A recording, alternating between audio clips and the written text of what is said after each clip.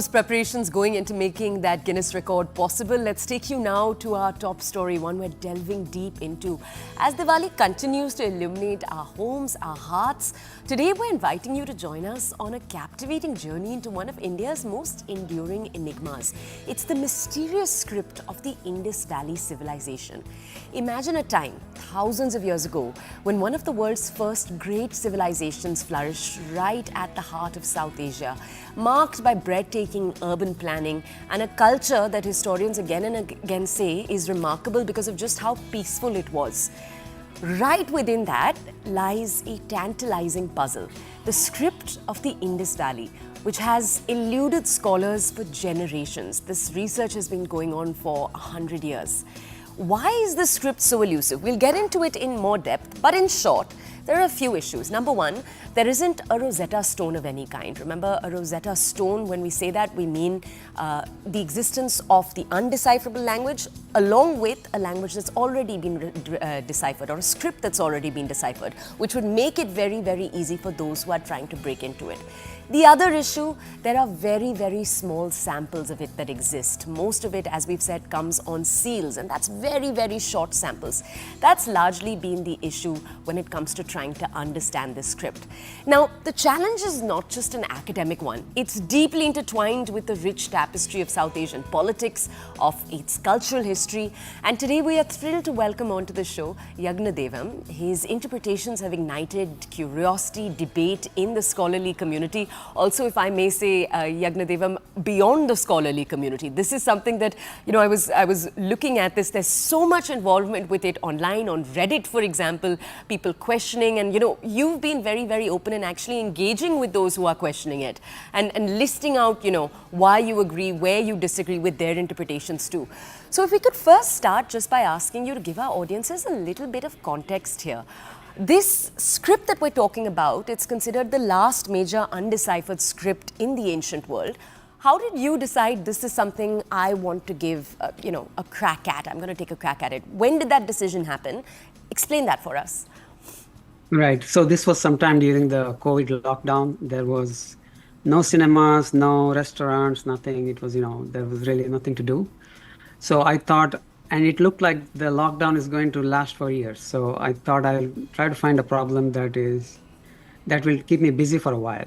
And I bumped into this problem, and I tried falsifying existing decipherments. And then I realized I could use something called a cryptogram method to try to see if it works. And that's how I got into it. So can you tell our audiences a little bit of your interpretation as to why you think previous decipherments were not working and what you think you did differently? So there are more than 100 decipherments to falsify. Most of them are not decipherments, and none of them are complete. So there are 417 alleged signs in the script. And most decipherments only deal with like 20 or so. And that is not a decipherment per se, because you cannot read most of the inscriptions. You can read only inscriptions where these 20 or so, the symbols are present.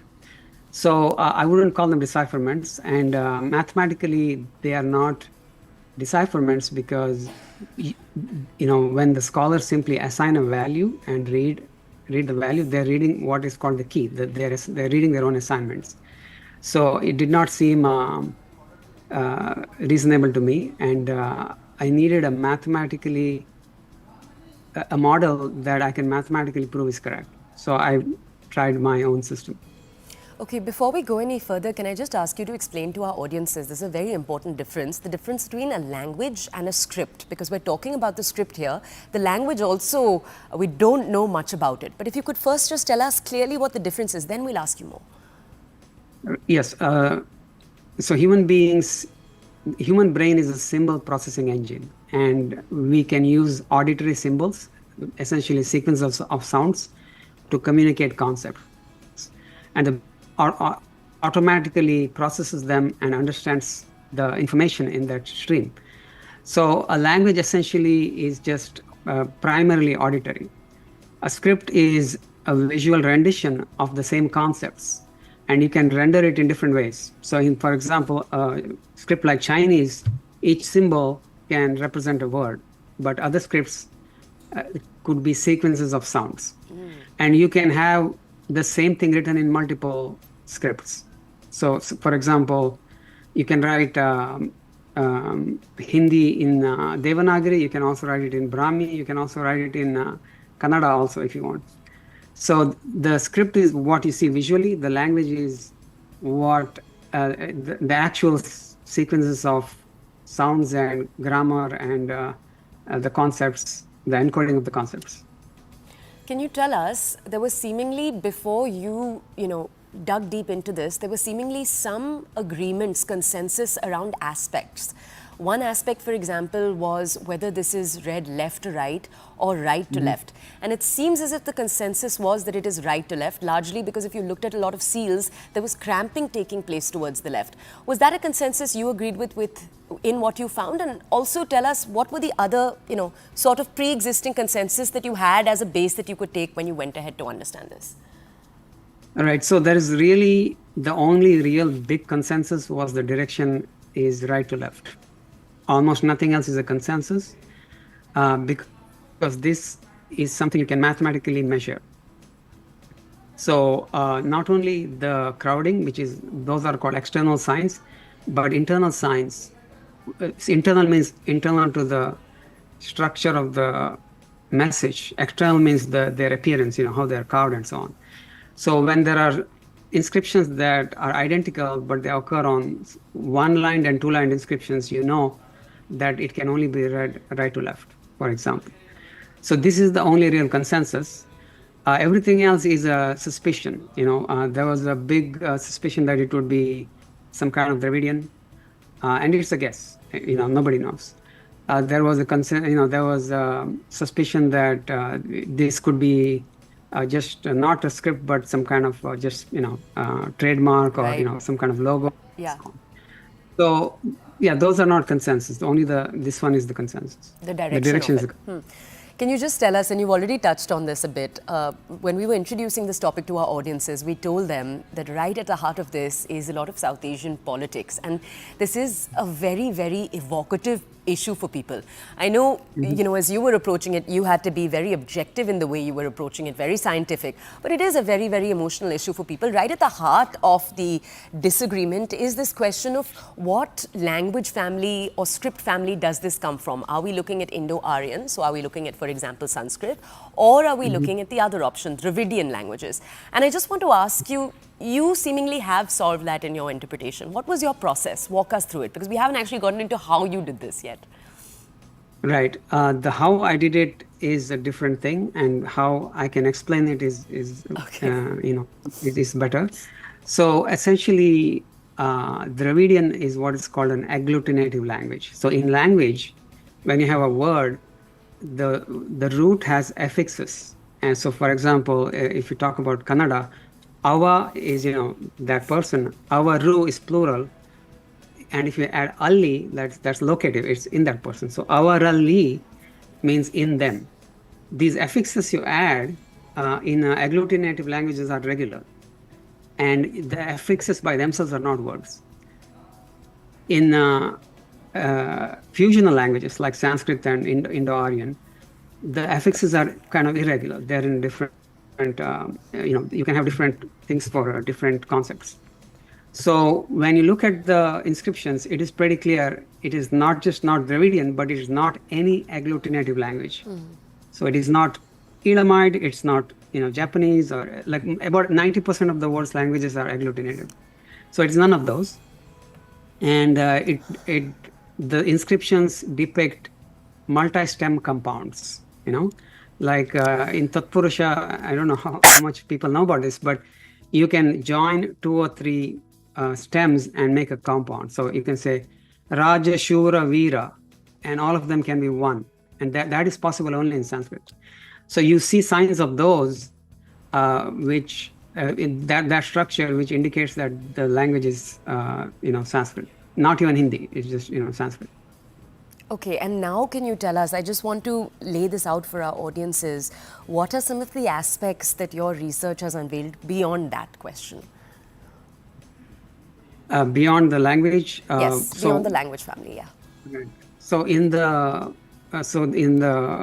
context, in the content of the inscriptions themselves, what I saw is a lot of names of Rudra, and mostly short names because there is no space to write the long names, and they have names like Rava, Tana, and so on. And the root of these words, these names, for example, the root of Rava is Ru, and Ru means both roar and kill, and Shiva is both roarer and killer. And I believe that a lot of the Sanskrit language, the reason all these roots have these dual meanings, they have all the meanings of the characteristics of Rudra, is because it actually evolved from this kind of theology. I saw many. I've seen names of Rigvedic poets like Vamra. Vamra actually means ant, but it's also the name of a Rigvedic poet, and many of such names.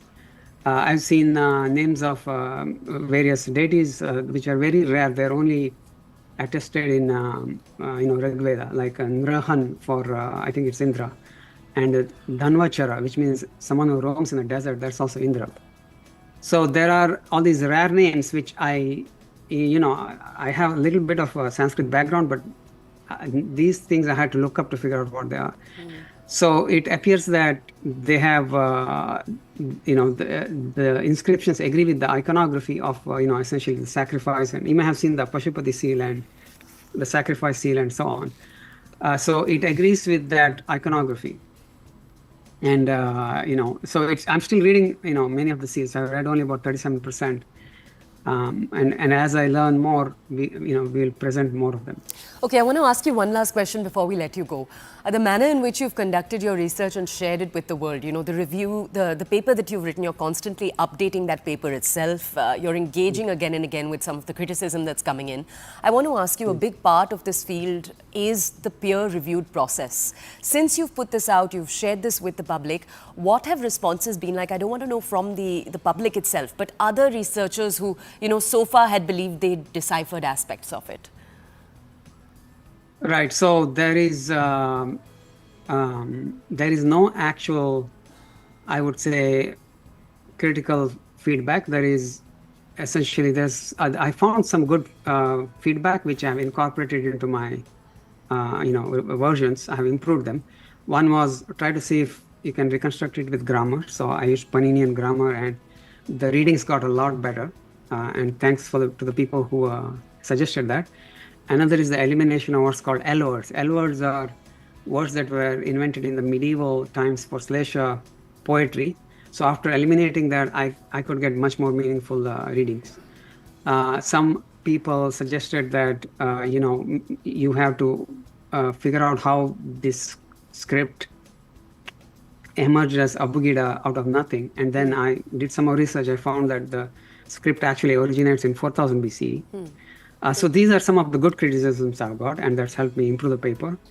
But there's plenty of,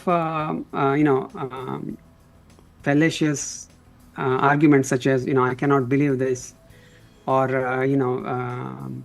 things of that nature. Mostly, I cannot believe it, or why would, somebody write this? I would have written it differently, and so on. Those things, there's not much to do because when someone uses a fallacious argument, I just understand that they have admitted defeat, and there's no input for me from that argument to improve the paper. So I go to other people. Yagna Devam, thank you for taking out the time and joining us here on Diwali morning. The work you're doing is such a crucial puzzle piece for all of South Asia to understand the way in which our history has played out. There are so many more secrets this could potentially unlock. So thank you for doing the work you're doing. This is an ongoing conversation. We're going to take you, our audiences, of The Breakfast Club into a quick break. We hope you found that deeply interesting. It's a complex story. We're going to head into a break. On the other side, more of The Breakfast Club. We're taking you to a musical journey on the other side.